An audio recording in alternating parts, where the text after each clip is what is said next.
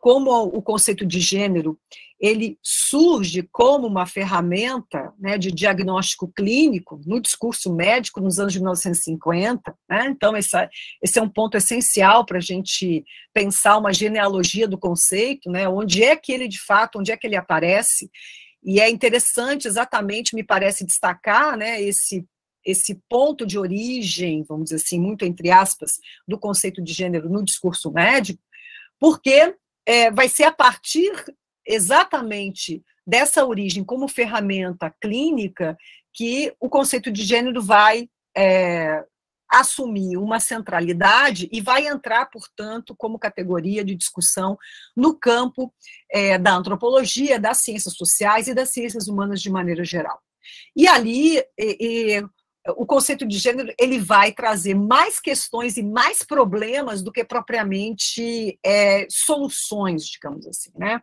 Então, a Butler vai destacar muito bem, né? E, na verdade, ela destaca isso dialogando já com um conjunto de referências e de autoras da teoria feminista que, desde os anos 70 e anos 80, já assinalavam, né, esse problema fundamental em lidar com uma categoria como é a categoria de gênero, mantendo o sexo como uma categoria supostamente anterior ao gênero, né? Gênero entendido como uma construção cultural, etc., né? E o sexo ficando e permanecendo ali como um dado anterior, né? Então, esse é um problema fundamental, né, e que eu diria que a gente ainda tem que lidar com essa questão, e que a Butler destaca também, né, quando ela pontua que não faz sentido a gente continuar trabalhando com o gênero unicamente como uma construção ou uma interpretação cultural do sexo. Então, o gênero não deve ser pensado ou abordado como algo que é inscrito, né, como uma inscrição cultural de significados, de atributos, né, num corpo sexuado previamente dado que seria anterior ao gênero, né? Então, é interessante como a Butler, ela chama atenção para o próprio aparato de produção, né, de significados, etc., a partir do qual o sexo é produzido, é construído, né?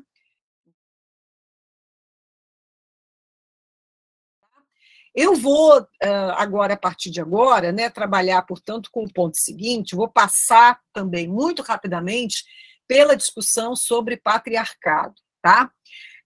Por que o conceito de patriarcado ele é essencial para a gente abrir outros conjuntos de questões aqui em relação à discussão sobre gênero e para a gente poder chegar lá na colonialidade, né, na colonialidade de gênero? Bom, o primeiro ponto fundamental aqui é destacar pensar o patriarcado como uma formação histórica, né? Então, o conceito de patriarcado ele foi, digamos assim, recusado pelas teóricas feministas lá nos anos de 1970, né? Não era um conceito muito utilizado, né? Pelo contrário, né? Algumas teóricas feministas daquele contexto lá atrás, dos anos 70, achavam que era um conceito muito universalizante, muito totalizante, né? Então havia uma certa resistência em relação ao conceito de patriarcado. Esse conceito vai ser recuperado e eu vou aí assinalar quais são as autoras especificamente que vão recuperar esse conceito, numa chave de pensar o conceito de patriarcado como um sistema de relações de dominação. Né? E aí, nesse sentido, é importante entender, por exemplo, a noção de contrato sexual da Carole Pattman, que vai ser uma autora que vai, de uma certa forma, fazer a discussão do conceito de patriarcado e vai ampliar, né, e vai justificar a retomada do conceito na chave do que ela vai lá definir como contrato sexual, numa crítica à teoria contratualista clássica da teoria política. Né? Então, Carole Packman vai ser central, assim como a Gerda Lerner vai ser central para a gente aqui pensar essa formação histórica do patriarcado. O patriarcado numa chave de formação histórica de longa duração, né? Bom, nesse sentido, né, é fundamental a gente também observar como o conceito de patriarcado também ele ressurge na discussão das teóricas feministas marxistas, né, dentro da chave de uma teoria da reprodução social, que se conecta, né, que faz a conexão direta, né, entre patriarcado e capitalismo, né, entre ordem patriarcal e sistema capitalista, tá? E aí vai ser interessante a gente pensar aqui, como eu já mencionei na aula passada, né, esse capitalismo aqui, não como uma designação de um modo de produção econômica, né, mas como a designação já na chave de como a Nancy Fraser, né, utiliza, né, capitalismo dando nome para um sistema social, para uma ordem social que impregna, né, as relações sociais e as nossas subjetividades, né, tá? Então, nós vamos entrar também nesse ponto. E, por fim, né, eu gosto muito de mencionar, embora eu não vá entrar aqui propriamente, não vou aqui entrar na discussão da obra dela, mas eu gosto muito da definição da Julieta Paredes, que é uma ativista, escritora, feminista, latino-americana, né, colombiana, que ela define o patriarcado como entroncamento de opressões. Eu acho que essa expressão ela dá a chave, portanto, daquilo que eu considero importante destacar aqui quando a gente vai mobilizar o conceito de patriarcado nessa discussão sobre gênero e colonialidade. Para a gente começar aqui a discussão, eu quero começar com uma obra-chave, né, que no Ocidente, pelo menos, é uma obra central, né? Para nós, aqui no Ocidente, a Odisseia e a Ilíada, né? Ilíada e Odisseia do Homero, vocês sabem que são obras fundadoras, né? Não apenas da literatura ocidental, mas eu diria que aqui a gente encontra, na Odisseia, uma chave interessante para a gente compreender um pouco a formação desse sistema patriarcal, né? Então, eu sempre destaco nas minhas aulas essa passagem da Odisseia, logo no primeiro canto da Odisseia. Vocês sabem aí os personagens, né, da Odisseia. O Odisseia é o nome do personagem central, que é Odisseu, Ulisses, né? Bom, os personagens centrais aí, né, além do Ulisses, a figura da Penélope, né, que é a esposa do Ulisses, né, que permanece à sua espera, né, tecendo o famoso, tecendo todos os dias, né, todas as noites ela tece, né, o tapete, né, e recomeça o trabalho permanentemente à espera, né, do Ulisses, né, e o Telêmaco, que é o filho, né, do Ulisses com a Penélope. Essa cena aqui é uma cena, para mim, emblemática, né, uma cena emblemática, e outros autores e autoras destacam essa cena também, como uma espécie de cena inaugural, né, do que seria, portanto, essa ordem patriarcal, a partir da qual, né, um dos principais traços é a determinação de um lugar a ser ocupado, né, pela mulher. Né? No caso aqui é um diálogo do Telêmaco, né, que é o filho, e a sua mãe, né, que é a Penélope, né? Numa cena em que eles estão supostamente discutindo a possibilidade da Penélope, na ausência do Ulisses, né, que é o seu marido, escolher outros pretendentes, né, que naquele momento também já cercavam a casa, né, pretendendo ocupar o lugar do Ulisses, né? A Penélope ela faz um movimento faz um movimento de querer participar, né, de querer, sobretudo, ocupar a sala da casa, né, que é onde esses pretendentes, de uma certa maneira, circulavam naquele momento. Portanto, é um movimento que a Penélope faz de ocupar uma certa centralidade na casa, né? E o Telêmaco, né, que é o filho adolescente, se vira para a mãe e diz, olha, mãe, volta para os seus aposentos, né?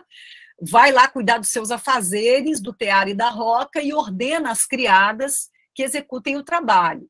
O discurso, quer dizer, aquilo que a Penélope queria, de uma certa maneira, fazer, que era ocupar a centralidade da cena, né?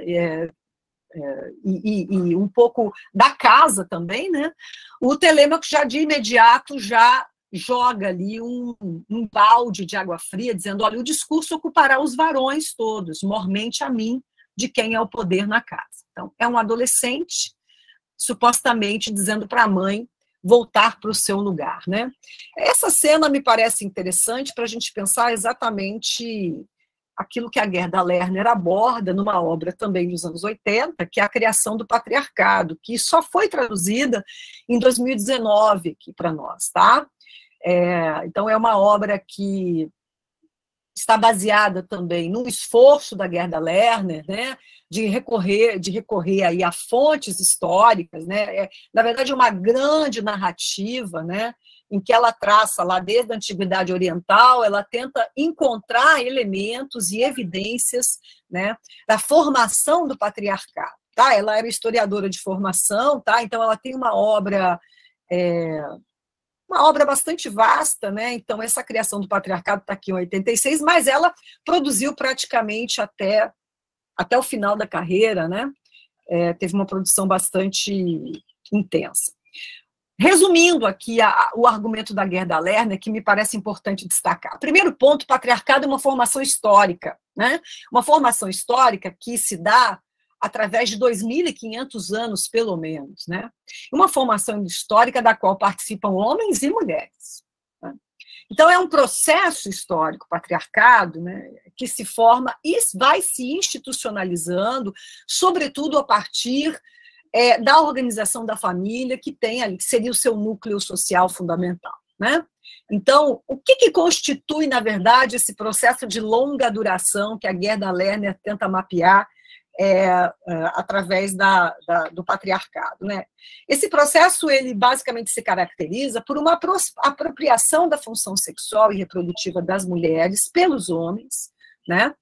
E ele começa antes mesmo da formação da propriedade privada e da sociedade de classes, tá? Então, vocês sabem lá que o Engels vai ter uma obra lá que vai discutir exatamente isso e vai defender a tese de que essa desigualdade entre os sexos, ela começa com o advento da propriedade privada. A Gerda Lerner vai se distanciar um pouco desse argumento, vai dizer que muito antes da formação da propriedade privada e da própria organização da sociedade em classe, você tem ali uma apropriação da função sexual pelos homens, tá? Da função sexual feminina pelos homens, né? Então, os homens, de uma certa maneira, vão ser responsáveis por instituir relações de hierarquia e dominação, a partir do quê? A partir de práticas de controle de subordinação sobre mulheres dentro dos seus próprios grupos. Né? Então, é interessante que tem todo um capítulo aqui na Gerda Lerner, que ela discute, inclusive, que a escravidão começa, né, com as mulheres. Né? A escravidão, ela é uma prática, né, que, evidentemente, que começa muito antes, né, daquilo que a gente vai conhecer como sendo a escravidão, ou esse regime escravista que marca a intrusão e a conquista colonial, né? A escravidão vai ser uma prática que vai ter como primeiro alvo as mulheres. As mulheres como presas e botins de guerra. Elas vão ser, digamos assim, o alvo, né, dessas práticas de escravidão, né? Que vão ser identificadas lá na antiguidade. Tá? Então, o estupro de mulheres também, uma prática que acompanha, né, as próprias, uma prática de guerra também, de conquista, né, que pode ser mapeada e rastreada desde o segundo milênio até o presente, né, então, portanto, é uma prática que ainda persiste, né, e ela, de uma certa maneira, ela é uma prática que ela resiste à sua própria punição, né, a gente pode dizer, né. E é uma prática que vai ser incorporada, e ela é uma prática que também é um traço estrutural das instituições patriarcais, e é inseparável das instituições patriarcais, né? Então, fundamentalmente, o que o patriarcado significa? O patriarcado, ele vai fundamentalmente, né, deixar as mulheres uma condição a partir das quais elas não vão dispor de si mesmas, né? Então, sobretudo os seus corpos, né, vão estar permanentemente à disposição de parentes, maridos e do próprio Estado, podemos dizer, né? Quer dizer, essa preocupação, essa notícia que está hoje no G1, né, do Tribunal de Contas da Hungria, preocupado, né, com a educação muito emancipatória, né, das mulheres, né, a preocupação fundamental também é a preocupação demográfica. Daqui a pouco as mulheres não vão querer mais ter filhos, quanto mais educadas, menos interesse elas têm em ter filhos, então isso afeta profundamente a demografia, né? Então, esse controle, né, sobre corpos que tem uma função reprodutiva essencial, fundamental, né, para a sociedade, vai caracterizar também o patriarcado. Tá? A Lerner pontua claramente, né? Eu gosto muito da frase da Gerda Lerner, já usei, inclusive, como citação, como epígrafe de artigo, né? Quer dizer, quando ela fala na falácia androcêntrica, né? Da civilização ocidental, que trabalha muito a partir da ideia da adição de mulheres, né? Então, a gente basta adicionar, basta suplementar com mulheres, e toda essa discussão da representação política, né, passa exatamente também por essa visão, às vezes, um pouco muito concentrada na ideia de que basta colocar as mulheres ali, né, basta botar o token, né, feminino ali, que está tudo certo para a gente superar essas questões estruturais de longa duração.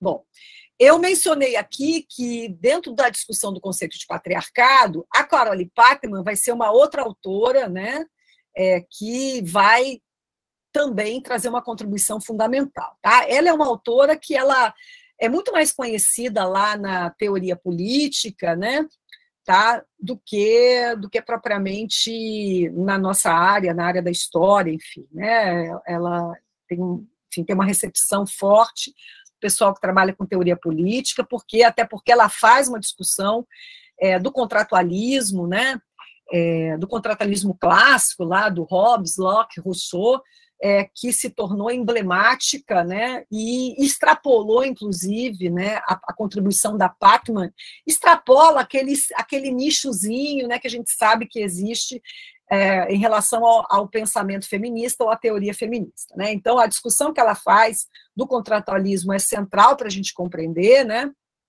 Lembrar que os contratualistas, né, aí os Hobbes, Locke, Rousseau, claro, cada um com as suas especificidades argumentativas e teóricas, né? Mas eles, fundamentalmente, eles viam no contrato social um instrumento de emancipação do homem, né? Um instrumento de emancipação política, né? E também um instrumento que garante, fundamentalmente, um funcionamento social, né? Fundado na família, na propriedade privada, né? Então, a possibilidade de um governo, de uma sociedade civil organizada, está exatamente dada pelo contrato social. Tá? O que a Packman faz? Né? Ela faz uma crítica à teoria contratualista, tá? Ela vai demonstrar a contradição entre um sistema jurídico fundado na noção de direitos individuais e inalienáveis, né, e uma ordem política que vai se basear, na verdade, na alienação de direitos, né, e vai chamar a atenção para o caráter excludente do pacto, do contrato social, que é exatamente fundado na ideia de um cidadão, que é um cidadão abstrato, universal, esse homem branco e burguês. Tá? Então, o contrato social é fundado, na verdade, num consentimento dos governados, né? E isso é a base das democracias liberais também, né? E esse consentimento ele se dá por qual via? Pela abdicação ou pela delegação do poder, a gente sabe disso, né? Então, isso é a base das democracias liberais. Qual é o problema? Quais são os problemas que a Packman assinala, né? O problema das relações de subordinação no contrato social, né, que ficam ali subsumidas dentro dessa ideia da delegação do poder, desse consentimento dos governados, etc. Né? Então, o problema para a Packman, ela chama atenção exatamente para o contrato de trabalho e contrato de casamento implícito nesse contrato social ali. Né? Ambos vão fundar, portanto, uma hierarquia que vai tornar possível a exploração de uma parte, de um grupo, né, sobre o outro.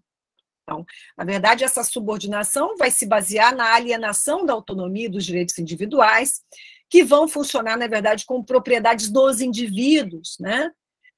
Essa autonomia e esses direitos individuais, lembrar que eles são passíveis de serem trocados, né, por salários, por proteção, etc. Então, a Pátman faz uma crítica, né, muito contundente, né, a essa ideia, né, a essa ambiguidade, né, dessa noção de que cada indivíduo possui uma propriedade em sua própria pessoa, né, assim, cada indivíduo como um proprietário de si mesmo, né, que legitimaria, portanto, permitiria pensar, bom, como eu sou proprietário dos meus direitos, eu posso abdicar, né, eu posso transferir esses direitos para outros, né, então, eu posso, portanto, me subordinar. Né? Então, esse contrato social cria, na verdade, uma sociedade civil patriarcal. E aí o argumento da Pátman é que, na verdade, esse contrato social é um contrato sexual, na medida em que ele pressupõe, né, que os homens detêm, portanto, né, esse poder, né, supostamente sobre as mulheres. Né? Então, ela vai dizer, a maneira como esse contrato sexual ele é formado, né, ele vai se formando historicamente, né, a gente precisa recontar essa história, porque quem são, né, os indivíduos, quem são os agentes desse contrato social? Né? São homens brancos. Né? E esse pacto que é fundado por esses homens brancos, né, ele se funda em 3 aspectos fundamentais, que é o contrato social, o contrato sexual e o contrato da escravidão, que vai legitimar o domínio dos brancos sobre os negros. Então, o contrato social, ele legitima, portanto, né, um domínio, né, de um grupo sobre os demais. O contrato sexual legitima o domínio dos homens sobre as mulheres, e o contrato da escravidão legitima o domínio dos brancos sobre os não brancos. Então, o que a Pátman chama de ficção política do contrato original, né, reflete diretamente a maneira como nós funcionamos como seres políticos. Né? Então, os homens, portanto, eles detêm a chave da vida política, né? Eles fazem parte, né, eles detêm a chave desse pacto original, né, embora, né, essa ficção política também apele às mulheres, né, por meio da linguagem, dessa linguagem universal que usa noções como indivíduo, o homem, com H maiúsculo, etc., que supostamente inclui todos, né, todos aqueles da espécie humana, né. Então, a Pátman vai dizer que uma mensagem curiosa é enviada às mulheres, que representam tudo que o indivíduo não é, mas a mensagem deve ser continuamente transmitida porque o significado de indivíduo e de contrato social depende das mulheres e do contrato sexual. Né? Então, é bastante interessante, é uma obra que quem tiver um dia condições de ler, né, não é uma obra muito fácil, né, não é uma leitura muito fácil, é muito densa, mas eu recomendo fortemente porque é uma autora que faz parte, portanto, entra no debate com essa contribuição fundamental, recuperando, portanto, né, a própria noção de patriarcado. Ela, nesse momento que ela escreve, ainda é nos anos 80, é uma obra, estamos nos anos 80, aqui do século passado ainda, tá? E ela faz referência a Gerda Lerner, dialoga, critica a Gerda Lerner, assim como outras teóricas que já naquele momento já tinham publicado, enfim. Tá? Então vai ser fundamental para a gente compreender também como que a noção de patriarcado ela é central, por exemplo, para uma teórica que é a Nancy Fraser, né, que está escrevendo mais recentemente, né, e que está pensando, portanto, né, o capitalismo a partir da noção de patriarcado. Né? Então, ela conecta, né, a discussão sobre capitalismo, ela traz o conceito de patriarcado, de supremacia branca, né, para defender o quê? Né? Um sistema unificado. Né? Ela discute, sobretudo, né, essa abordagem, né, de sistemas separados. Então, o capitalismo seria um sistema, o patriarcado outro sistema. Quer dizer, ela discute exatamente isso. A Fraser vai propor o que ela chama de uma teoria unificada, né? na qual todos os modos de opressão envolvendo gênero, raça e classe vão estar estruturalmente ancorados numa única formação social, que seria o capitalismo, né? E aí o capitalismo, na concepção da Nancy Fraser, né, é uma ordem social, né? Não é um modo de produção específico, não diz respeito apenas à dimensão do funcionamento material e econômico, né, da sociedade, mas é uma ordem social, tá? Então, vocês encontram esses argumentos em várias obras da Fraser, né? Mas mais recentemente o Capitalismo em Debate, que eu acho que que faz uma espécie de atualização e resumo da posição dela nesse debate, tá? Então a gente vai encontrar aqui a teoria da reprodução social, tá? Fundamentalmente, tá? Em autoras como a Titi Bhattacharya, por exemplo, né? Que é uma autora que é central também nesse debate, tá? Essa teoria da reprodução social vai chamar a atenção exatamente para essa dimensão da reprodução, né? Dentro da discussão do capitalismo, né? E a Bhattacharya, ela se alinha também ao argumento da Fraser, né? Compreendendo o capitalismo como um sistema unitário, tá? E, portanto, nessa medida, né, pensando o capitalismo como um sistema unitário, a gente tem as esferas da produção e da reprodução profundamente articuladas, né? Tá? Então, não há possibilidade de a gente pensar apenas a esfera da produção, né? É importante a gente pensar, e aí quando a gente começa a pensar de uma maneira articulada reprodução e produção, né, a gente vai perceber, né, o quanto a teoria da reprodução social nos ajuda a compreender, por exemplo, né, que mesmo avanços importantes na conquista de direitos de gênero, né, que nós temos, são inegáveis, né, esses avanços acabam, de uma certa maneira, sendo muito temporários e, às vezes, não são suficientes para alterar estruturas materiais de opressão às quais as mulheres estão submetidas.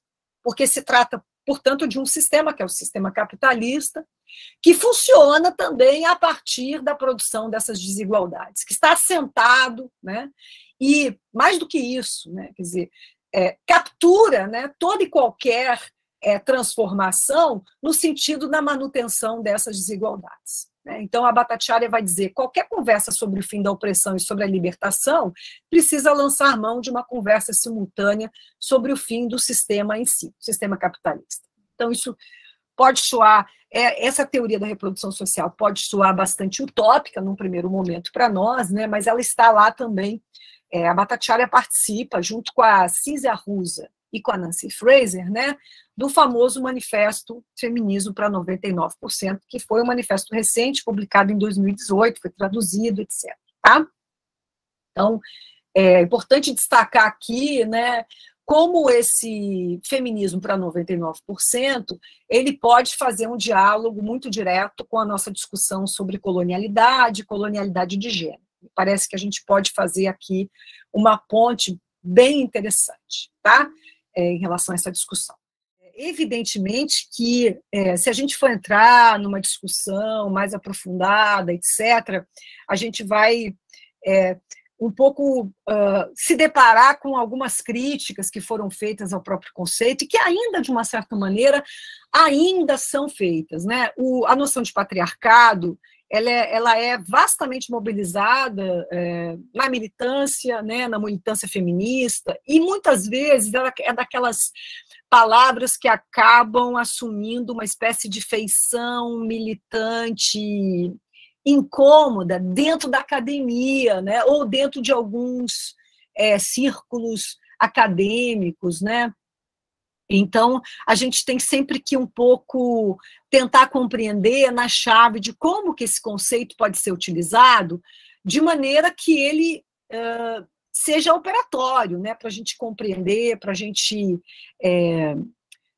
entender, né, o funcionamento, determinados funcionamentos e dinâmicas, né, e eu acho fundamental conectar, né, por isso que eu tentei fazer essa conexão aqui, não sei em que medida que vocês conseguiram acompanhar, né, com a teoria da reprodução social.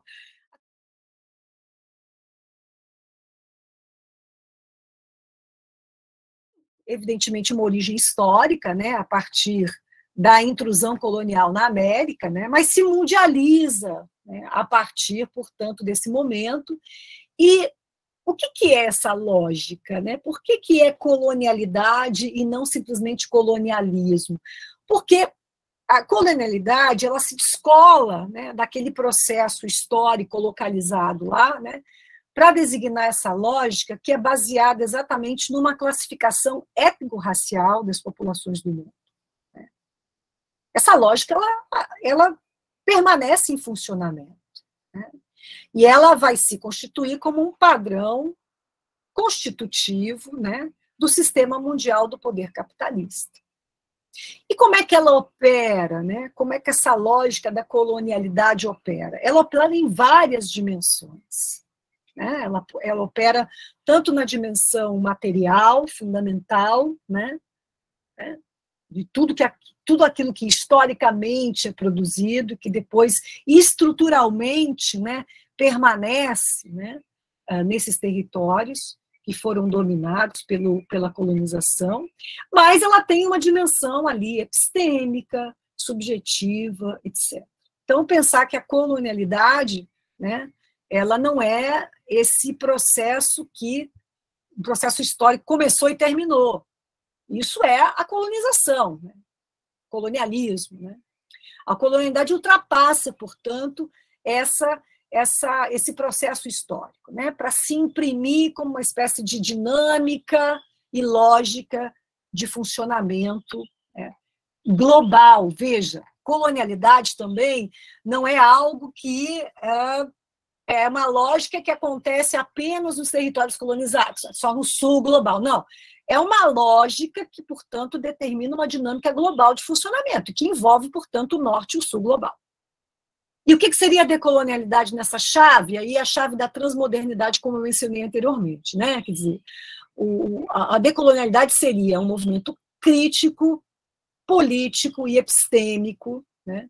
Ela não se confunde com um retorno ao pré-colonial. Né? Quer dizer, não existe essa possibilidade, até porque não existe essa possibilidade. Né? Daí, portanto, a crítica a essa leitura do decolonial como apologia de uma volta a uma condição intocada, né? A uma suposta condição que não foi tocada pela colonização. Né? Não existe isso. Né? Na verdade, a proposta da decolonialidade é uma ultrapassagem da modernidade a partir dos lugares subalternizados, excluídos e silenciados. Tá? Então, nós temos uma lógica que funciona e dinamiza um sistema mundial colonial moderno, a expressão do Walter Mignolo, e que ela tem que ser ultrapassada de dentro, portanto, né? Porque não há um lugar fora. Né? Tá? E também não há um ponto de retorno. Né? Então, esse é o ponto fundamental aqui dessa discussão. Como é que nós chegamos, então, na colonialidade de gênero? Né? Aqui a contribuição da Maria Lugones a esse debate, ela é central. Né? Por quê? Porque a Lugones ela trabalha, evidentemente, com a referência do Aníbal Quirrano. Né? O Aníbal Quirrano escreve um texto que vai ser o texto de referência fundamental para esses autores pensarem o conceito de colonialidade do poder. Né? É um texto que data do final ali, né, dos anos 80, início dos anos 90. O Quirrano dialoga com Immanuel Wallenstein, né, a ideia do sistema mundo. Né? Wallenstein vai ter uma contribuição fundamental aqui também para essa formação, para essa formatação do conceito de colonialidade pelo Quirrano. Né? E o Quirrano ele fica muito, de uma certa maneira, né, ele fica muito concentrado na perspectiva da colonialidade do poder. Né? Embora ele, no finalzinho lá do texto dele, ele diga explicitamente, né, que a colonialidade do poder incide sobre corpos. Né? Então, ele termina o texto dele chamando atenção para essa dimensão material, né? de onde é que nós encontramos, né, o funcionamento fundamental, né, dessa colonialidade do poder, sobre corpos específicos, né, a partir da ideia de que a colonialidade do poder, ela funciona a partir de uma classificação racial, né, esse vai ser um argumento muito central para o Quijano, mas ele deixa, portanto, para Lugones, né, a possibilidade de pensar a dimensão do gênero. Não que o Quijano tenha ignorado a dimensão de gênero, mas o Quijano, na visão da Lugones, trabalha com uma concepção de gênero muito limitada, né?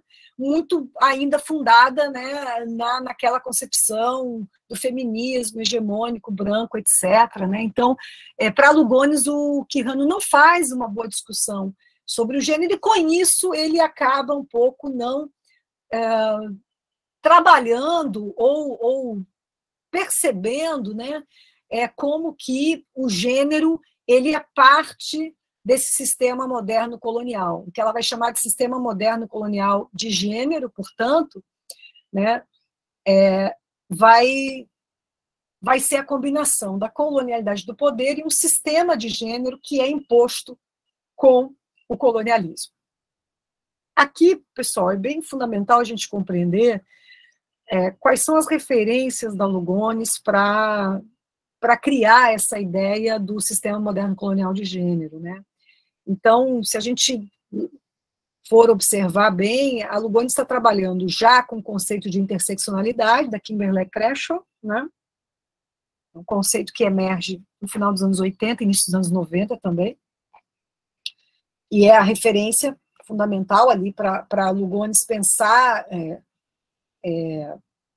a partir já daquilo que o conceito de interseccionalidade oferece, como perspectiva, para pensar um grupo como o grupo das mulheres negras, né, que ela ainda usa a expressão mulheres de cor aqui no texto, mas ela, fundamentalmente, pensar, né, a intersecção entre a categoria mulher e a categoria racial, né, para ela vai ser fundamental aqui, e o conceito de colonialidade do poder do Quijano, né? Então, aqui são as referências centrais, e o que o Quijano oferece para ela, como eu mencionei, né, exatamente essa possibilidade de pensar a colonialidade como um sistema de classificação social baseada na raça, né, e que vai ser fundamental também para o capitalismo global. Além do que, né, quer dizer, esse sistema de classificação, ele vai, no seu desdobramento e na sua operacionalidade, ele vai também ser a base das identidades geopolíticas e geoculturais, a própria noção de América, Europa, as identidades racializadas de europeu, índio, africano, etc. Tá? Então, é uma noção que ela é muito importante para a gente ter uma compreensão não apenas histórica, mas uma compreensão mais estrutural, né, do funcionamento dessa lógica, né, e de como que como nós funcionamos dentro dessa lógica. E, portanto, a possibilidade da gente criar brechas, ou usar as brechas que essa lógica possui, né, as rasuras, possibilidade de rasura a essa lógica, né, ficam aqui como um grande ponto de interrogação, né. Pois bem, então aqui dentro da percepção da Lugones, né, o argumento da Lugones vai também se basear muito na ideia, né, de que você tem um mundo que é pré-intrusão colonial, né, ele é um mundo pré-colonização, né,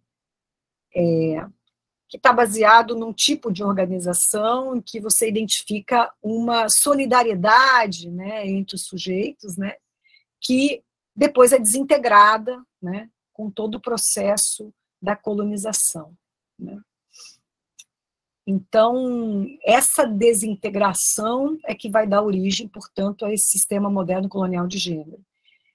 O argumento central aqui da Lugones é que você não tem, né, a categoria de gênero como uma categoria central na organização dessas economias e dessas relações sociais que são predominantemente comunais no mundo pré-inclusão ou pré-intrusão colonial. Esse é um argumento também da Oyerunke Oyevumi, né, que eu vou destacar na sequência, tá? Então, o que vai ser característica desse sistema moderno colonial de gênero? Primeiro, né, uma dissolução forçada do tipo de vínculo, né, comunal ou de solidariedade, né, entre aqueles sujeitos colonizados que vão ser subalternizados com o processo de colonização. Portanto, você tem uma desintegração das relações e economias comunais, né? Você tem uma desintegração dos próprios processos, da própria dinâmica, né, dessas coletividades, que são desmontadas, são desestruturadas, né, pela colonização. Para Lugones, quais seriam esses traços visíveis, né, que vão ser agora impostos, portanto, né, pelo sistema moderno colonial de gênero? Seria o dimorfismo biológico, a dicotomia homem-mulher, a organização patriarcal e o próprio padrão heterossexual, que vai funcionar como uma espécie de padrão regulador e como norma, né, desse ordenamento social. Tá? Então, vamos guardar aqui esse argumento, né, porque ele é um argumento que vai, evidentemente, é um argumento que vai um pouco ser discutido, eu mencionei na aula passada, né, ele vai ter uma discussão, a gente vai ter uma discussão entre a Lugones e a Rita Segato, né, e me parece que é um argumento interessante para a gente pensar exatamente aquilo que a gente também na aula passada, foi uma pergunta que surgiu aqui sobre a universalidade dos conceitos, etc., né?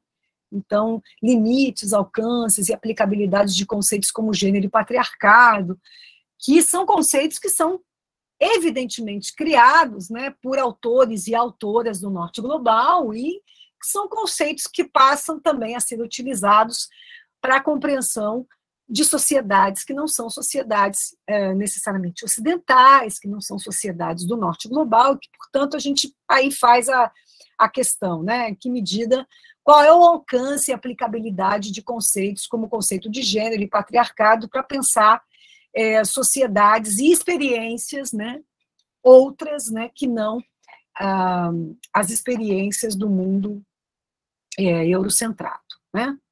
Então, evidentemente que a gente vai ter essa crítica aqui, né, já por autoras como a própria Lugones, né, e a Oyerunke Oyevumi, que é bastante citada pela Lugones, praticamente a Lugones se alinha com a Oyerunke Oyevumi, né, na medida em que ela vai dizer que o gênero é uma categoria, né, que vem a reboque da imposição da ordem colonial moderna capitalista, tá? Portanto, ela compartilha da visão da Oyerunke Oyevumi, que faz a crítica ao caráter eurocentrado do conceito de gênero, né? A Lugones vai dizer que você tem formas de organização aqui no mundo pré-intrusão colonial, né, que não estão centradas ou não são regidas, né, pelas divisões usuais, né, que são divisões hegemonicamente do mundo ocidental europeu, né, fundadas na categoria de gênero. Tá? Mas vejam, essa discussão ela se amplia enormemente com a Rita Segato. Eu coloquei os dois argumentos aqui, tá? Sendo que esse argumento aqui da direita da tela, né, já é o argumento da Segato, tá? Que eu vou entrar mais na sequência, tá? A Segato vai discutir diretamente com a Lugones, vai dizer que não concorda com essa ideia de que o gênero é uma imposição do sistema colonial moderno capitalista, mas ele é, sim, um traço constitutivo já no que ela chama de mundo-aldeia, né, que também pode ser uma designação desse mundo pré-colonização. Né? Então, ela vai dizer que essas hierarquias e divisões fundadas Primeiro, na própria divisão do trabalho, né, que você encontra em sociedades indígenas, né, o trabalho do Pierre Clastres, ele é central e é citado por ela, né, o arco e a flecha, né, a etnografia que o Pierre Clastres faz, né, do grupo indígena que ele etnografa, né, que agora me fugiu aqui não são, é um grupo indígena que ele etnografa aqui no Brasil, né, e ele vai identificar uma divisão baseada exatamente nesses dois objetos, o arco, né, como objeto que é carregado pelos homens, aliás, pelas mulheres, né, e a flecha, né, carregado pelas mulheres, né, pelos homens, aliás, né. Então, depois eu posso até, depois, se vocês tiverem curiosidade, eu tenho aqui um slide do Pierre Clastres para a gente entender um pouquinho, né, esse argumento da Segato, né, quer dizer, é um argumento que ela também usa, né, um pouco baseada em etnografia, né, porque ela é uma antropóloga, né, então ela alega que há suficientes evidências etnográficas e documentais para a gente identificar nesse mundo aldeia hierarquias e divisões que são baseadas em gênero, né? E o argumento dela é o seguinte: essas hierarquias, elas já existem nesse mundo pré-intrusão colonial. Essas hierarquias são capturadas pela ordem moderna colonial e pela matriz heterossexual ocidental, tá? O argumento da Segato é: patriarcado existe em sociedades pré-coloniais, portanto, né? E, portanto, nós temos, não o patriarcado, em sociedades pré-coloniais, não temos esse patriarcado, digamos, que ela chama de alta intensidade, né? Que é o patriarcado das sociedades europeias, né?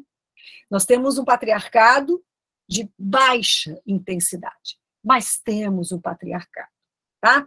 Então, o argumento fundamental da Segato, né, é que essas formas de relação de gênero no mundo aldeia, como ela chama, né, elas vão servir de base para essa infiltração, é a expressão que ela usa, né, que são as relações de gênero da ordem colonial moderna.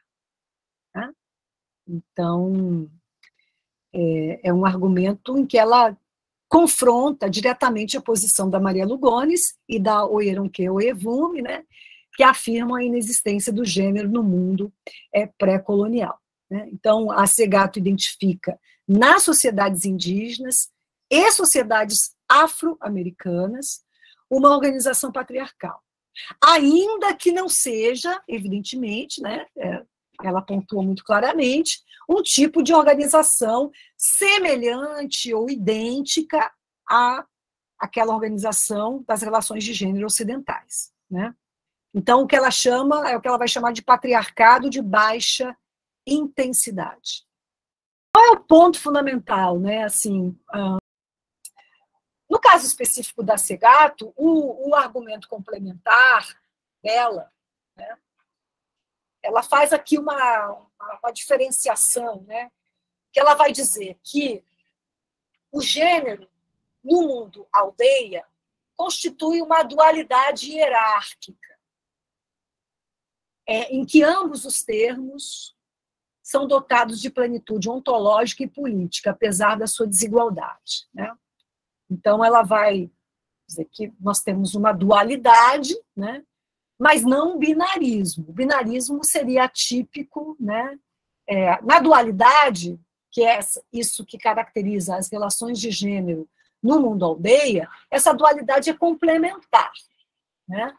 Já dentro do binarismo, que é um padrão do mundo, do sistema colonial, essa relação é suplementar. Né? Então, ela faz todo um jogo aqui para exatamente diferenciar, né, a maneira de funcionamento. Então, aquilo que funciona de maneira complementar, essa dualidade que é típica do mundo aldeia, né, ela é suplantada, portanto, por um padrão binário, né, que tem pretensões universais, né, e que, portanto, vai instaurar todo um conjunto de relações de desigualdade, né, portanto, é uma estrutura que vai marcar, portanto, a referência, um referencial que se torna universal, né, e a constituição dos seus outros, tá?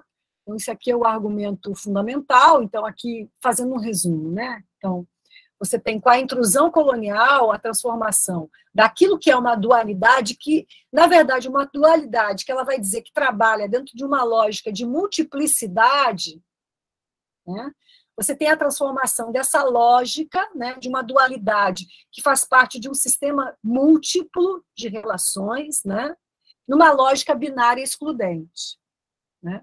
E esse padrão binário que vai ser imposto com a colonização é um padrão fundamentado na matriz heterossexual. Então, ela vai dizer que essa camisa de força da identidade vai ser uma característica fundamental da racialização, que vai vir a reboque com o processo colonial. Vai vir a reboque, não.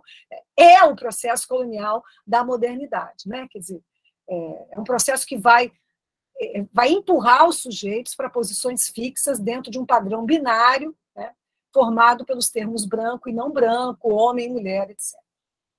Então, esse é o argumento, digamos assim, central dela aqui, né? Quer dizer, o binarismo como essa característica da modernidade, né? Diferentemente da dualidade que, segundo ela, né, marcaria, portanto, uma lógica diversa. Ela dá um exemplo aqui, tá? Ela, além dela um pouco argumentar no sentido da documentação etnográfica, né, desse argumento dela, quer dizer, ela encontra nas etnografias das sociedades indígenas elementos, né, para pensar essa dualidade múltipla, né, como ela chama, né, dentro das relações de gênero no mundo aldeia, mas com um patriarcado de baixa intensidade, como ela diz, né, porque ela consegue identificar uma marca de privilégio, né, exatamente. Por que ela diz que existe um patriarcado de baixa intensidade? Porque ela identifica uma lógica de dualidade, né, dentro do mundo aldeia, né, homens e mulheres, mas dentro dessa dualidade, né, quer dizer, uma dualidade que ela não conduz a um binarismo excludente, ou mulheres ou homens, né, mas ela permite uma multiplicidade que pode, inclusive, dar origem a formas, né, e gêneros múltiplos. E há um exemplo que ela dá, né, é do trabalho do Giuseppe Campuzano, né, Reclaiming Travesti Stories, né, o Campuzano que já faleceu, né, ele é uma figura muito, muito interessante, né, peruano. Ele criou um museu travesti, né, no Peru, e ele tem um estudo, que é exatamente esse texto que eu coloquei aqui, fiz um pouco o print do texto, que é um dos textos mais conhecidos dele, né, em que ele vai exatamente demonstrar que no mundo pré-hispânico, né, especificamente ele está estudando aqui o caso específico do Peru, o gênero, as relações de gênero não estavam limitadas por essa categoria masculino e feminino, mas então ele vai identificar ali um esquema múltiplo, não binário, né, nas tradições lá, sobretudo na tradição aimara, tá? E isso acaba, de uma certa maneira, um pouco dando a chave para ele fazer toda essa produção artística, né, e a própria criação do Museu Travesti lá no Peru se funda exatamente nessa tese do Giuseppe Campuzano, que é baseado também numa pesquisa. Ele usa aqui documentação de crônicas do século XVI ao século XVII, para demonstrar exatamente o quanto, né, os colonizadores europeus acabaram, de uma certa maneira, domesticando e impondo, né, sobre essas manifestações e formas múltiplas de sexualidade, de gênero, que são encontradas na civilização inca, pré-colonial andina, né, como que a colonização acaba incidindo diretamente, né, em normas e punições que são introduzidas exatamente para domesticar essas práticas, né, dentro aí de uma lógica que vai ser a imposição dessa matriz heterossexual binária dos conquistadores. tá? Então, o argumento da Segato, né, ele se apoia no que ela chama de documentação etnográfica, né, mas evidentemente que e ela também é uma antropóloga que teve muita atuação, né, em consultoria de políticas públicas para populações indígenas, etc. Então, eu acho interessante, né, assim, pensar a partir das questões que ela levanta, né, de todo modo, ela mantém, né, esse argumento do patriarcado de baixa intensidade a partir daquilo que ela identifica e que justificaria, portanto, né, a manutenção dessa ideia de patriarcado, porque ela identifica hierarquias que demarcam formas de prestígio, né, entre masculinidade e feminilidade nesse mundo aldeia. Tá? Fundamentalmente é isso que serviria para ela justificar, e aí ela elenca, né, povos, né, de diferentes regiões aqui da América Latina, com os quais ela teve contato, enfim. Então, basicamente esse é o argumento da Segato, tá?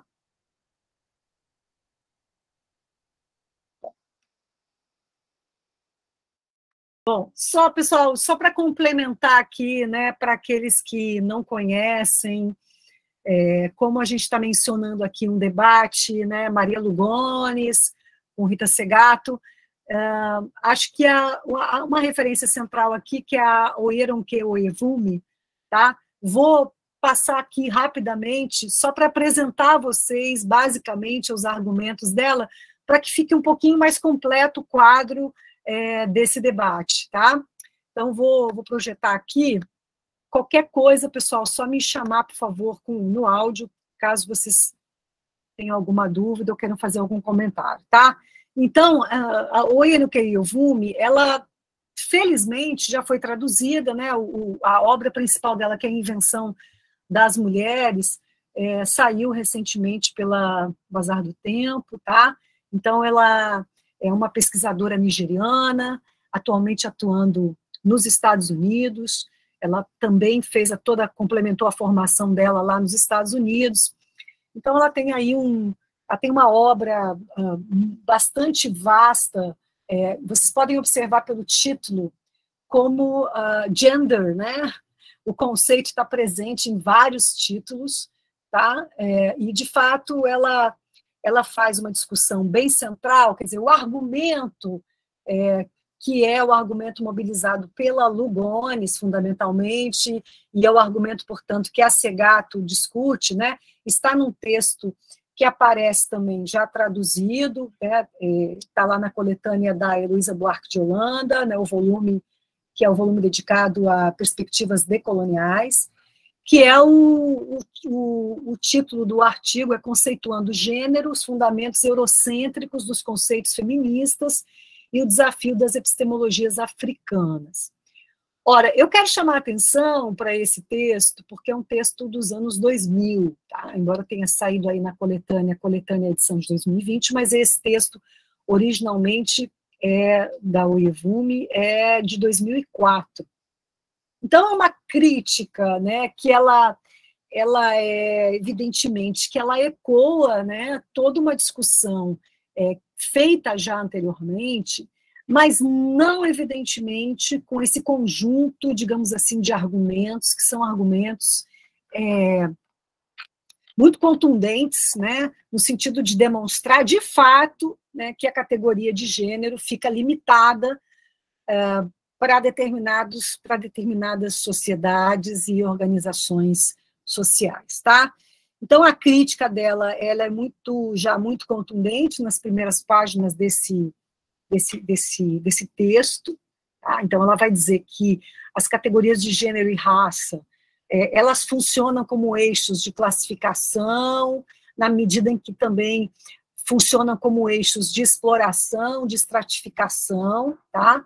Evidentemente que são categorias que servem a modernidade, né, e acompanham, né, não há evidentemente que ninguém está recusando que são categorias que são fundamentais nos processos históricos de expansão e hegemonia ultramarina europeia, né, processo de colonização, escravidão, etc., e também, evidentemente, de desenvolvimento do capitalismo e da formação dos Estados-nação.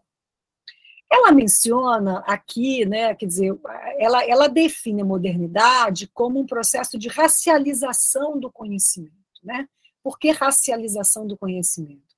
Porque a Europa, ela acaba se tornando essa referência central, né, para a produção de um conhecimento com pretensões universalizantes, né? E evidentemente que tudo isso traz consigo, evidentemente, a própria ideia do patriarcado, né, que a gente estava discutindo aqui, né, a ideia de um privilégio do gênero masculino como base desse ethos, né, dessa racialização do conhecimento, né, que se dá a partir da Europa. Então, nesse texto aqui, ela faz digamos, um questionamento muito incisivo ao próprio conceito de gênero e a tudo que a ele se relaciona, né, na medida em que ela também tenta demonstrar que a base do conceito de gênero, na base do conceito de gênero, está a ideia da família nuclear ocidental europeia. Tá? Essa aqui é a principal referência, e também do próprio pensamento feminista, né? Quer dizer, considerando que a categoria de gênero ela é uma categoria central para o feminismo hegemônico, né, um feminismo que consegue, inclusive, exportar essa categoria para as próprias políticas públicas que passam a ser executadas, né, o gênero toma uma dimensão, digamos assim, que extrapola o mundo acadêmico, né, porque é uma categoria que regula políticas públicas, é uma categoria que ela é mobilizada no vocabulário político, ela é transformada em categoria de disputa política, etc.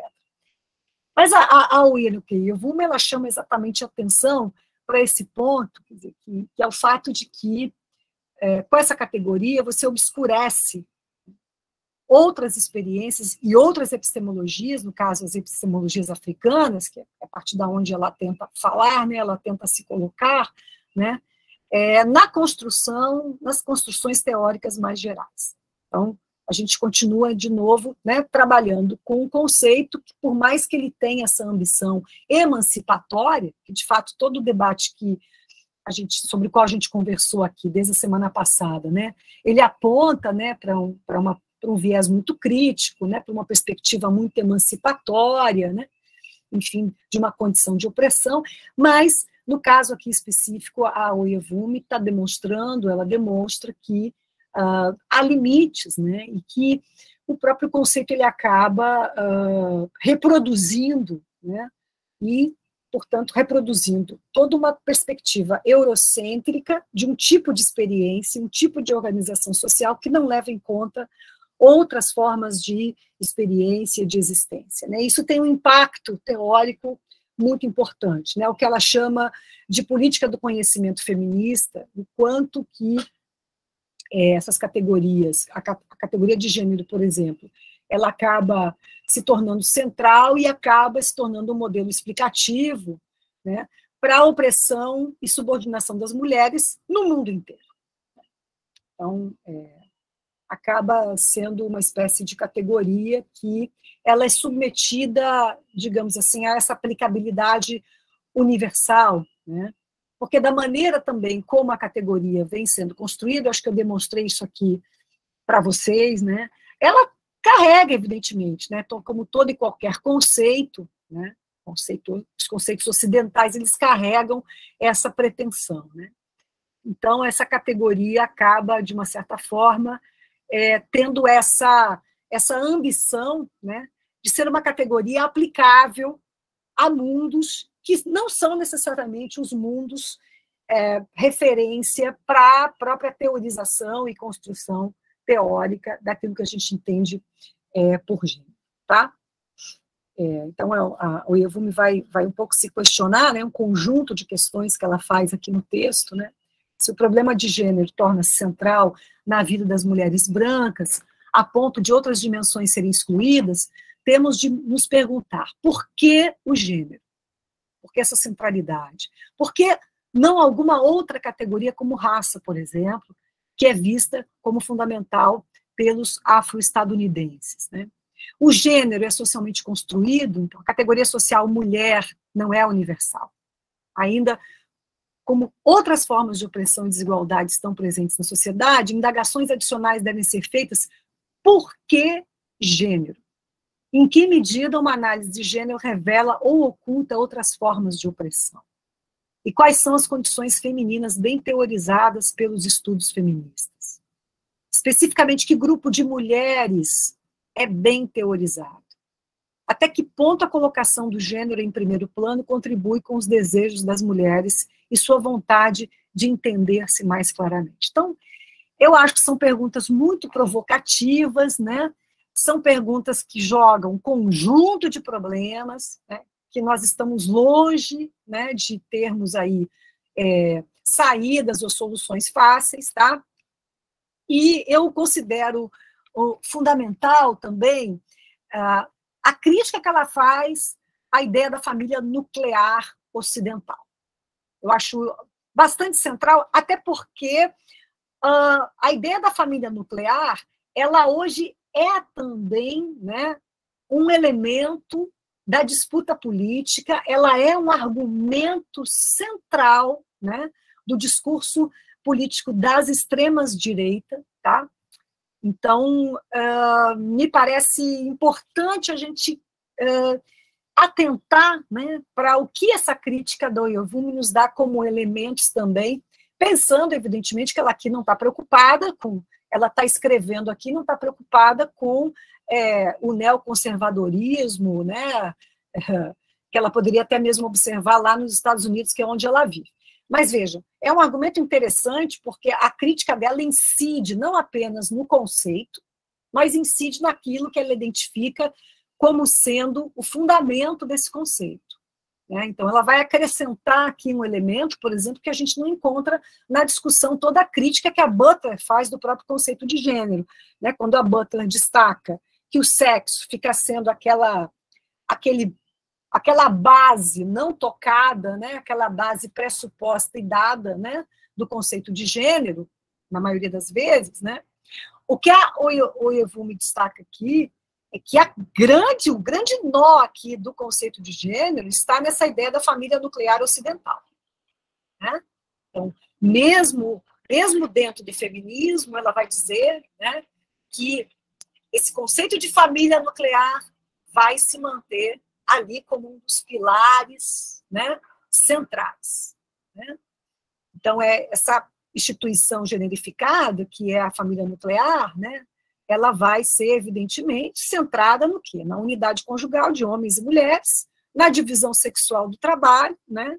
E aí vai se manter muito dessa ideia do homem chefe, que é identificado como provedor, né? A mulher associada ao espaço doméstico, as tarefas do cuidado, etc. Tá? Eu acho central quando ela diz que o problema não é que a conceituação feminista comece com a família, mas que ela nunca transcenda os estreitos limites da família nuclear. Eu acho isso central, volto a dizer, a destacar, e acho que isso é de uma atualidade e de uma centralidade para a nossa conjuntura mais imediata, quando nós também assistimos por aí, né, uma série de discussões que eu um pouco intercepto, acompanho pela metade às vezes, mas enfim, eu digo que eu intercepto as conversas porque eu não estou participando diretamente, mas eu vejo conversas do tipo, por que a esquerda tem que mobilizar mais a família para conquistar o eleitorado, etc. Esse tópico é um tópico central aqui, né? Quer dizer, e vejam como a Oyevumi, ela acrescenta um elemento que a gente não encontra nas discussões mais críticas das teóricas feministas brancas ocidentais, né? Porque, evidentemente, que ela tem essa visão a partir da própria organização da sociedade iorubá, né, que ela identifica, né, nesse texto também. Né? Quer dizer, ela vai se servir exatamente do exemplo dessa configuração, né, de uma sociedade que não é tomada como referência para a construção da conceituação de gênero. Né? Então, ela vai dizer que a sociedade iorubá é uma sociedade não generificada, né? Nós temos ali uma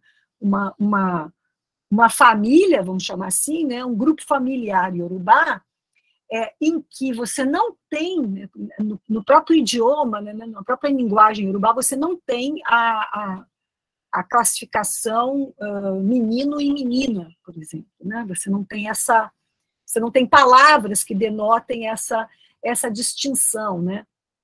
Então, você tem categorias, que são categorias que ela menciona, que são a categoria de Oko e Iaio, que são categorias que não são de gênero, mas são categorias que distinguem aqueles que são membros de nascimento da família e aqueles que são incorporados na família pela via do casamento. Então, tem toda uma divisão ali, vamos chamar assim, de uma hierarquia, né, que não é perpassada pela diferença sexual e pelo gênero, tá? Então, ela vai dizer que a própria configuração do espaço da casa, né, vai ser fundamental para a compreensão das categorias conceituais feministas, né? Então, a crítica que ela faz, né, a teoria feminista branca, né, ela vai tomar o que? A família nuclear, que é composta por um casal e seus filhos. Nesse sentido, não há espaço para outros adultos. Isso aqui eu acho que é um pouco questionável, mas, de todo modo, eu concordo, né, que, de fato, é essa família nuclear, que ela serve, inclusive, para o próprio conceito de patriarcado, quando ele se apresenta inicialmente, né, no século XIX, lá tem toda uma discussão relacionando essa família nuclear a uma família que tem como chefe essa figura do pai, né? Então, o Yevome vai dizer que a própria noção de feminilidade que surge dentro do feminismo ocidental, ela está enraizada na própria figura da esposa, né? Tá? Então, assim, em tudo que um matrimônio acaba determinante ou sendo condicionante, né, dessa identidade de gênero, né, relacionada à figura feminina, tá? Então, essa categoria esposa, ela acaba um pouco também remetendo a essa família nuclear, né, e acaba sendo central para a própria crítica do feminismo a figura da mulher, né? Tá? Então, essa questão, por exemplo, da raça e da classe fica absolutamente obscurecida, né, para o feminismo branco, que vê exatamente, que enxerga, né, a referência nessa família nuclear e enxerga na figura dessa esposa, e dentro disso, raça e classe são categorias que são consideradas até mesmo irrelevantes, né, e a categoria esposa acaba sendo preponderante para essa crítica do feminismo branco, tá?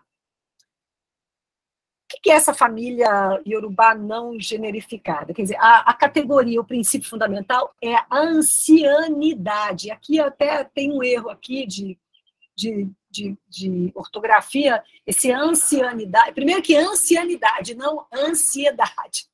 Acho que houve um corretor aqui, me corrigiu aqui sem eu querer. Ancianidade, quer dizer, é um critério que não é um critério de gênero, né, mas é um critério baseado exatamente na senioridade, ou seja, o critério que é dado pela idade relativa, né, dos sujeitos nas relações de parentesco, mais velho, mais novo, né. Então, nós temos aqui a figura a posição de Oko, né, que é, de fato, a posição superior. Então, a gente não tem uma família generificada, mas tem uma distinção que denota certa hierarquia, né? Então, a gente tem o Oko, que é superior, são membros de nascimento da família, né? E tem o Iaio, que são aqueles que entram pelo casamento. Então, essa é digamos, a diferenciação fundamental que expressa mesmo, né, segundo ela, uma hierarquia. Então, a gente tem uma descendência que é patrilinear, embora a gente tenha aqui uma matrifocalidade, figura materna, ela tem uma centralidade aqui, né? Tá? Que ela chama de matrifocalidade, está presente em muitos outros sistemas africanos, quer dizer, a mãe se torna uma espécie de eixo, né, a partir dos quais as relações familiares orbitam, de uma certa forma, tá? Mas, de todo modo, a descendência ela é patrilinear, tá? E, bom, a gente tem outros trabalhos aqui, só que eu quero, dentro dessa discussão, especificamente sobre esse caráter não generificado, ou até mesmo, vamos chamar assim, embaralhado, né, dessas questões de identidade de gênero nas sociedades africanas, o trabalho da Ife Amadioumi, tá? Que, infelizmente, eu não conheço tradução, se alguém eventualmente conhecer, né, chama Filhas Masculinas, Maridos Femininos, Gênero e Sexo na Sociedade Africana. Vejam, é um trabalho dos anos 80, né, não chegou ainda, pelo menos até onde eu saio, pode ser que tenha alguma coisa aí, algum texto traduzido, perdido dela, quem tiver, por favor, me avise, né? Mas ela faz toda uma discussão exatamente dentro daquela ideia de que a sociedade africana, né, ela pode embaralhar, para usar a expressão que a Carol usou aí, né, do Viveiros de Castro, pode embaralhar, se não desconstruir totalmente essa metafísica nossa, né, mas embaralha fortemente, né, essas categorias aí de gênero e sexo, na medida em que tem aí funcionamentos e tem exemplos, né, desse embaralhamento de papéis, tá? Então, fica aqui então, o desafio das conceituações africanas, né? Ele é muito importante da gente considerar, porque dentro daquela questão que eu fiz lá no início, né? Que, aliás, eu fiz a questão baseada numa pergunta que surgiu no sábado passado aqui, né? Que foi feita por vocês aqui, tá?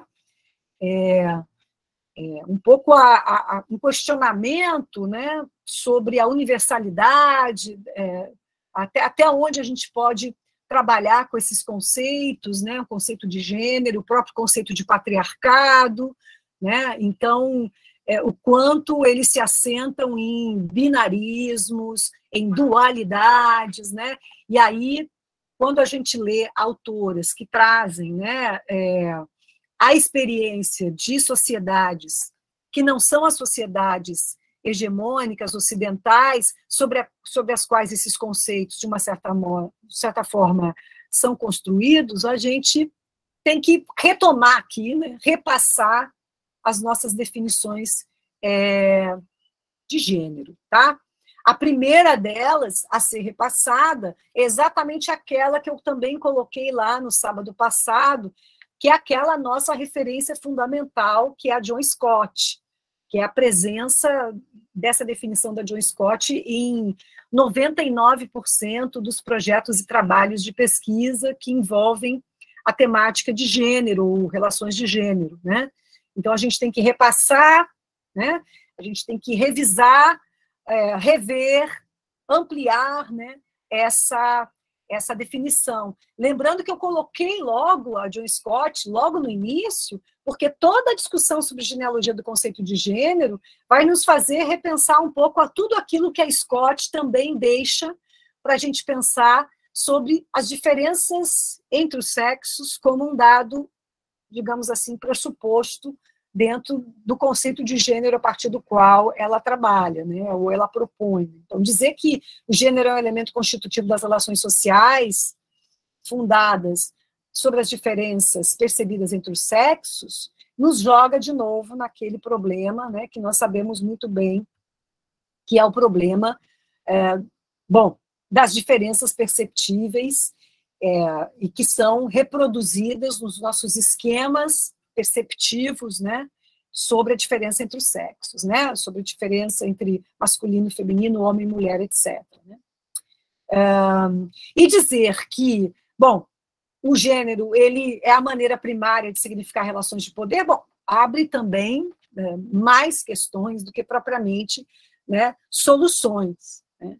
porque a gente vai ver com a Butler, né, que nós não temos nada que possa, a qual nós possamos nos apegar em termos de identidades estáveis, né, que possam nos servir de referência, né, porque a Butler também vai dizer que o gênero não pode ser pensado a partir de uma identidade estável, mas ao contrário, à medida em que essa identidade ela não tem nada de estável, né, ela vai ser tenuemente constituída no tempo. A própria ideia da performatividade, ela vem associada a uma repetição, né, de atos que acontece, que se situa temporalmente. Essa dimensão temporal da performatividade de gênero, ela é pouco destacada também, né? Quando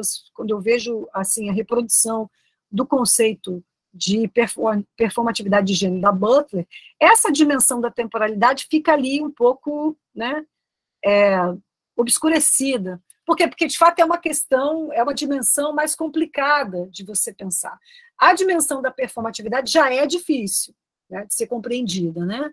Performatividade de gênero, o conceito de performance como ato de repetição, né, já é bastante complicado, porque ele nos joga para fora, né, daquela dimensão do dado biológico, anatômico, etc. Né? Então, se eu tenho que atuar repetidamente para encontrar a minha identidade de gênero, ou para servir a esse padrão disponível, né, de identidades de gênero que se encontram ali como repertório possível para os sujeitos, né? Então, essa repetição complica as coisas, porque ela dá conta de uma agência, né? Ela dá conta, repetir é agir, né? Então, de novo, a gente vai para uma dimensão, né, da categoria de gênero em que nada, né, se encontra dado, né?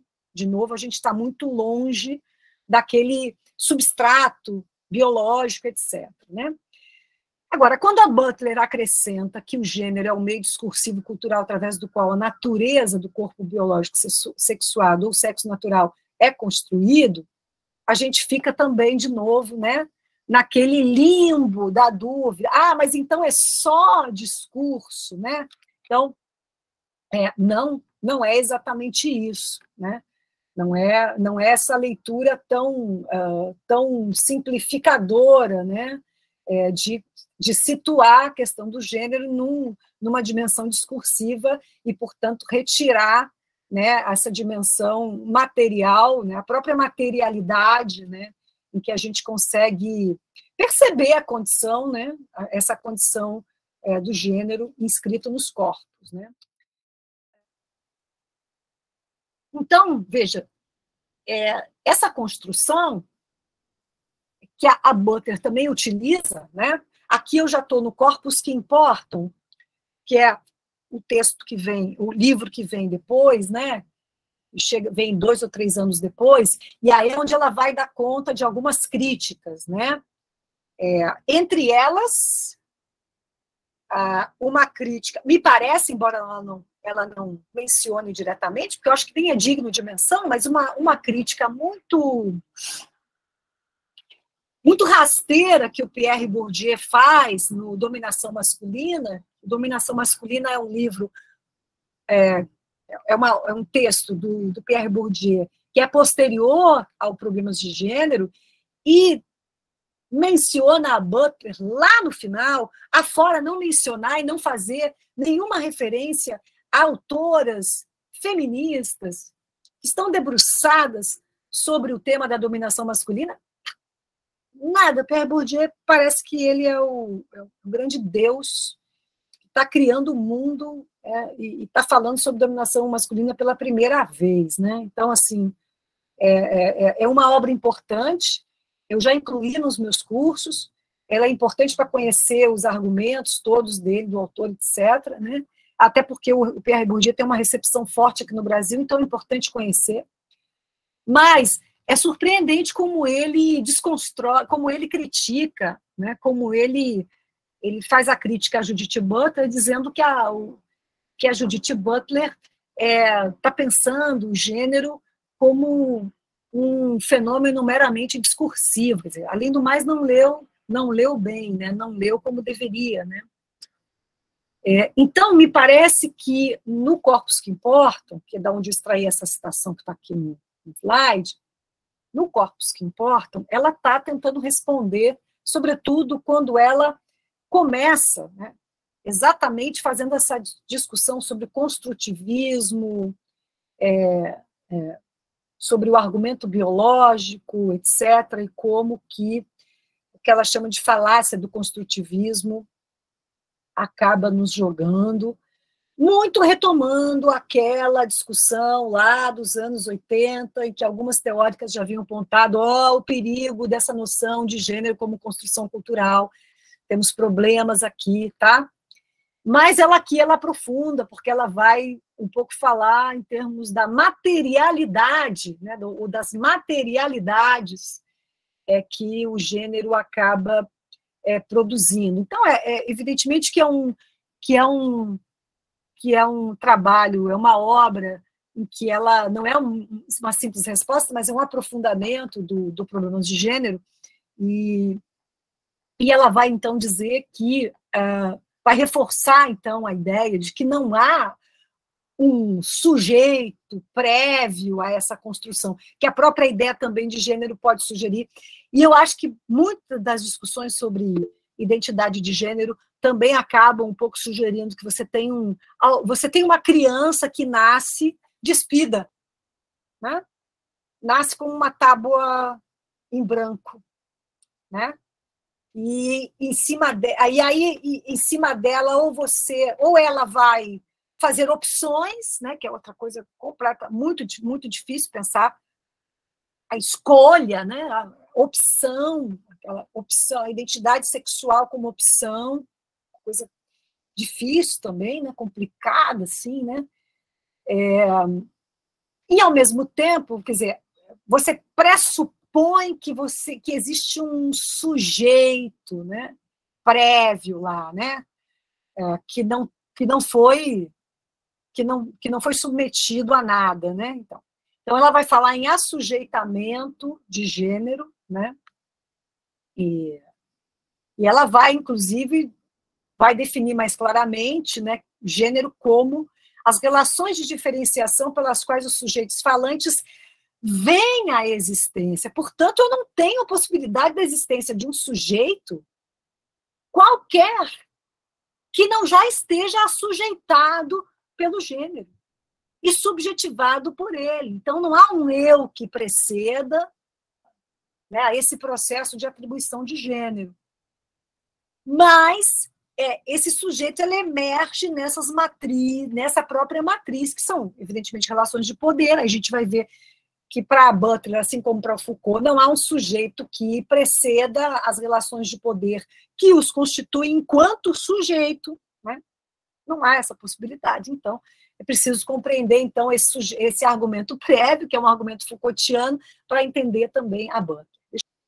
Outra confusão, né, na leitura da Butler aqui, que também fica mais aclarada no Corpos que Importam, né, que é onde ela, de fato, ela também vai tentar aprofundar aquilo que ficou lá no final do Problemas de Gênero, que não ficou tão esclarecido. E me parece que o conceito de performatividade, que ela tira lá da antropologia da performance, do Victor Turner, pelo menos está na nota que ela coloca, fica pouco desenvolvido no Problemas de Gênero. Então, a chance da gente não compreender o que ela está querendo entender e da gente confundir performatividade como um ato singular ou individual é muito grande, né? Então, ela vai lá no Corpos que Importam, vai dizer que performatividade não é um ato isolado, singular, individual, mas é uma reiteração de uma norma ou de um conjunto de normas, né? E, na medida em que adquire a condição de ato no presente, ela oculta ou dissimula as convenções das quais é uma repetição. Eu acho isso também central para entender essa performatividade como inscrita numa temporalidade social. Essa temporalidade social, né, exatamente essa condição, né, de nós repetirmos, né, reiterarmos, né, nós permanentemente, né, reiterarmos, na verdade, aquilo que a gente reitera como a nossa identidade mais elementar, mais básica, né? Então, eu sou mulher, eu vou agir como mulher, né? Mas, na verdade, eu estou reiterando, né, um conjunto de normas, e sempre essa reiteração ela se dá num imediato, num presente imediato, mas ela sempre evoca, né, ela é uma repetição daquilo que foi convencionado historicamente. Então, aí entra a definição, talvez, da Butler, a gente pode interceptar aqui com a definição da Butler, de pensar que, bom, aquilo que é a norma que define, né, o que nós entendemos como mulher, ou como homem, ou como homossexual, ou como lésbica, ou como travesti, tudo aquilo que perpassa, né, o conjunto de normas que denotam ou que definem essas identificações, tem, evidentemente, uma profundidade histórica, embora a reiteração faça com que a gente entenda, né, e se entenda como uma permanente renovação, né, que está no presente, tá? Então, ao contrário do que a noção pode sugerir, né, ela tem esse caráter, essa temporalidade embutida na repetição. A gente pode pensar também, mas é só a repetição? Será que, né, os sujeitos que se assujeitam ao conjunto de normas que os identificam em tal ou qual gênero, eles também não inventam, não criam, não desviam, não fraturam? Sim, né? Quer dizer, repetição necessariamente não é repetição do mesmo, né? Mas pode ser uma repetição combinada com desvio, com infração, né? Com perversão, com insurgência, enfim. Mas, de todo modo, né, a gente tem que lembrar que, na perspectiva do argumento Foucaultiano, que é o argumento também que, em grande parte, a Butler utiliza aqui, né, esse conjunto de normas ele é bastante elástico. Quando a gente pensa em normas, a gente pensa em castração, né, e necessariamente não é isso que o Foucault entende quando ele fala na história da sexualidade, né, que a emergência da sexualidade como uma categoria, né, nomeada, pensada, etc., pressupõe exatamente o contrário, pressupõe a produção, né, de discursos, de tecnologia, de práticas, etc. Então, tem que pensar que esse conjunto de normas aqui, ele não funciona na chave daquilo que normalmente a gente entende como norma, como castração, como limitação. Pelo contrário, né, as normas produzem, elas são produtivas, porque é dentro das normas que nós atuamos e que nós criamos as possibilidades de sermos sujeitos, atuantes e agentes. Então, a questão da agência. Pensar, então, a partir desse argumento, como é que fica a questão da agência?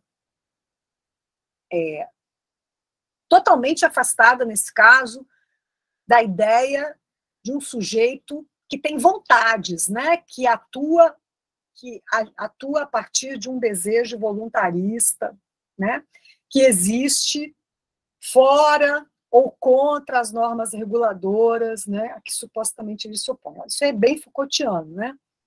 Então, e aqui, ao contrário do que a gente pode também rapidamente pressupor, quer dizer, não, então não tem sujeito, na verdade é uma presa das normas que funcionam independentemente dos sujeitos. Não, aqui nós temos um paradoxo, que é o paradoxo da subjetivação, né? Que exatamente o que o Foucault e a Butler chamam de assujeitamento, né, é precisamente essa capacidade do sujeito resistir a essas normas, né? Na medida em que ele é produzido, né, ele age também, né, sobre essas normas, né? Então, embora, como ela diz, essa restrição constitutiva dada pelo conjunto de normas não exclua a possibilidade de agência, né? Lembrar que o conjunto de normas, ele inclusive torna possível a agência dos sujeitos, que é regulada por essas normas, ela, quer dizer, essa restrição, essa agência, né, a localiza como uma prática reiterativa ou rearticuladora, imanente ao poder, e não a considera como uma relação de oposição externa ao poder. Tá? Então, é dentro dessas relações, que são definidas pelo conjunto de normas, que são relações de poder, em que a gente tem esse processo de assujeitamento, e é dentro desse processo que você cria ou não a possibilidade de oposição, né, ou de resistência, né, ou de ultrapassagem, ou de rasura, né, desse conjunto de normas. Tá? Para concluir aqui, né, a performatividade não é nem um jogo livre, nem uma forma teatral de apresentação de si. Eu até falei, remontei aqui a questão teatral, só para reforçar um pouco, né, a ideia da repetição como aquilo que cria a materialidade e a própria verdade, digamos assim, da identidade dos sujeitos. Tá? Mas a própria Butler, ela tenta afastar um pouco essa metáfora da forma teatral para definir performatividade, né? Então, a ênfase aqui, evidentemente, na noção de performatividade, é em tudo aquilo, todas as condições que são dadas pelas próprias limitações e pelas normas, né, que vão se constituir em condição, em impulso e sustentação para a performatividade. Então, uma repetição que é regulada de normas, essa repetição é o que permite a um sujeito existir, né, como sujeito, e que constitui, portanto, a sua condição temporal, né, a sua condição enquanto um sujeito que está relacionado à temporalidade desse conjunto de normas que o constitui, né, que podem parecer normas que não estão condicionadas temporalmente, né, nem espacialmente, mas estão absolutamente condicionadas. Tá? Então, pessoal, aqui eu acho que... só para concluir aqui, vocês vejam que eu tenho slides aqui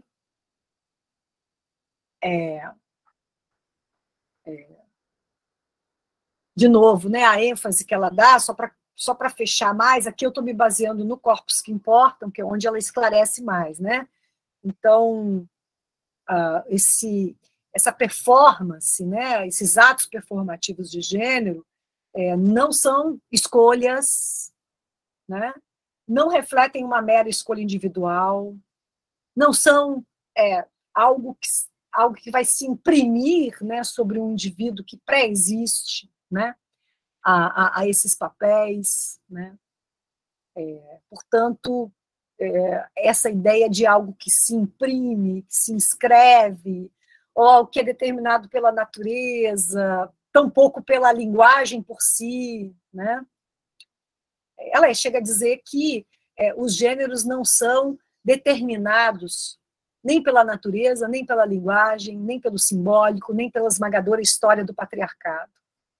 Gênero é aquilo que colocamos sob controle diária e incessantemente, com ansiedade e prazer. Tá?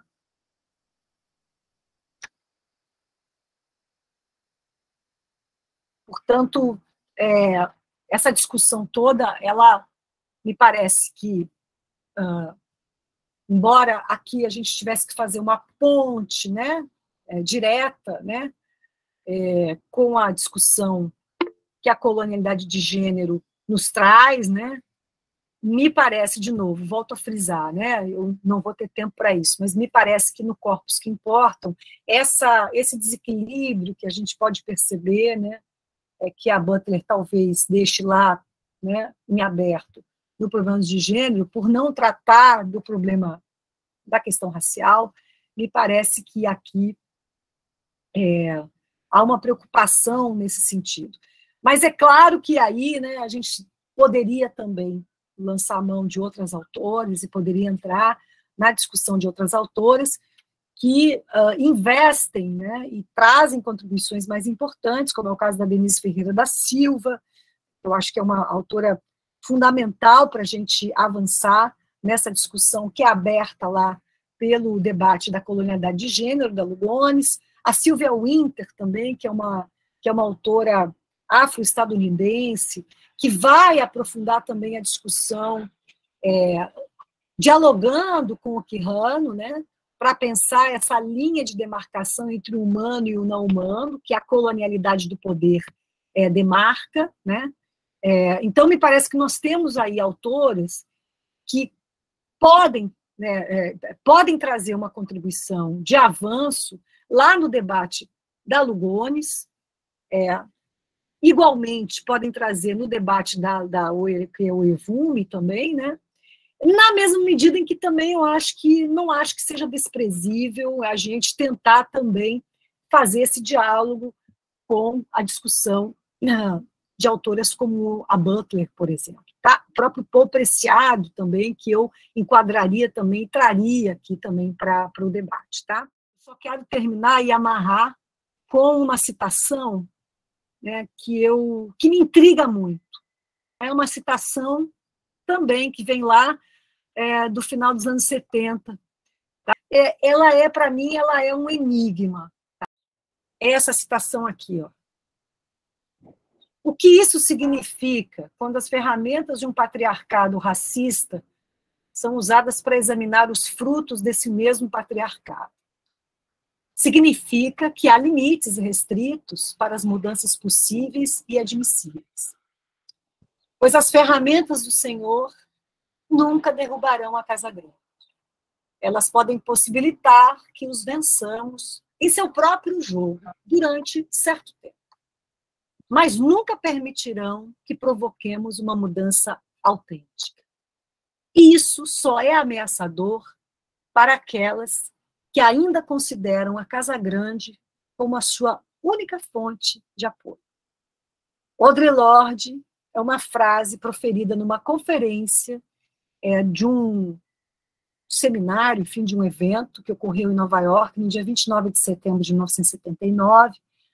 A fala foi feita numa mesa redonda chamada O Pessoal e o Político.